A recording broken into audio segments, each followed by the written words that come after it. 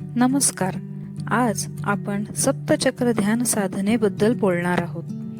आपल्या शरीरात 7 ऊर्जा केंद्रे म्हणजेच सप्तचक्रे असतात.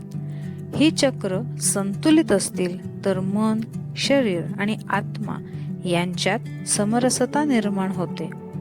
सप्तचक्र ध्यानाद्वारे आपण मनातील षड्रिपूंवर नियंत्रण मिळवू शकतो.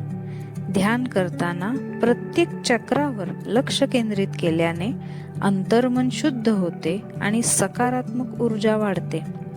यामुळे आयुष्यात यश, प्रेम, आरोग्य आणि समृद्धी मिळवण्यासही मदत करते.